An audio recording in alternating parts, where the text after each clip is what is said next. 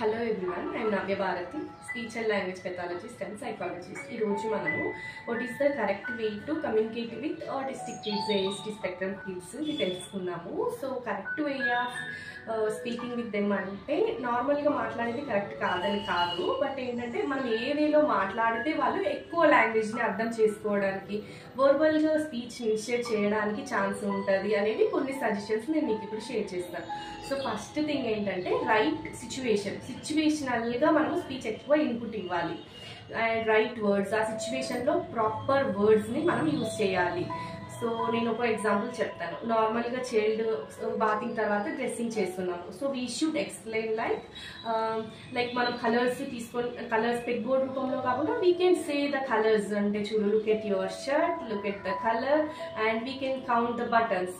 లేకపోతే we can explain him about the pictures on the shirt or T shirt, అంటే వాళ్ళ డ్రెస్ల పైన ఉండే పిక్చర్స్ గురించి ఎక్స్ప్లెయిన్ చేయటము.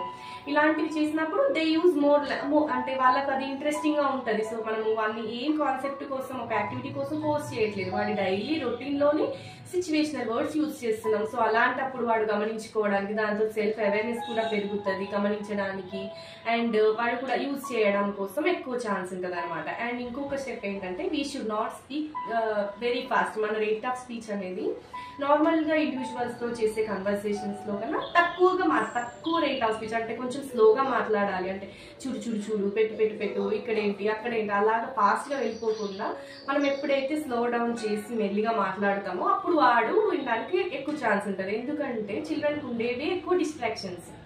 మనం ఇంకెక్కువ యూజ్ చేసినాం అనుకోండి, వాళ్ళకన్నా ముందు మనము స్లో డౌన్ ఎప్పుడైతే అవుతామో వాడు ఫోకస్ చేయడం కోసం ఎక్కువ ఛాన్స్ ఉంటుంది. అండ్ ఈ కన్వర్సేషన్స్లో ఓన్లీ ఫ్రేజెస్నే యూజ్ చేయాలి. We should not use the complex stories కానీ కాంప్లెక్స్ సెంటెన్సెస్ కానీ యూజ్ చేయకూడదు. ఎందుకంటే అవి అంత ఇంట్రెస్టింగ్గా ఉండవు, వాడికి అర్థం కూడా అవ్వవు.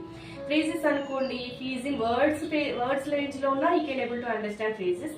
ఇన్ కేస్ వాడి కాంప్లెక్స్ సెంటెన్సెస్ వచ్చినా సరే ఈ can able to understand phrases. కాబట్టి అంటే look here, which colour, count numbers, ఇట్లాగా టూ వర్డ్స్ క్లబ్ చేసి ఫ్రేజెస్లోనే కన్వర్సేషన్స్ స్టార్ట్ చేయాలన్నమాట. అంటే situations, right situation, right words, slow down our speech and using the phrases. ఇవి స్టెప్స్ యూజ్ చేసి మనం లాంగ్వేజ్ ఇన్పుట్ ఇవ్వడంతో వాళ్ళు ఎక్కువ కాంప్రిహెన్షన్ బిల్డ్ చేసుకోవడం కోసము, వర్బల్ లాంగ్వేజ్ కూడా యూజ్ చేయడం కోసము ఛాన్స్ ఉంటుంది. Thank you.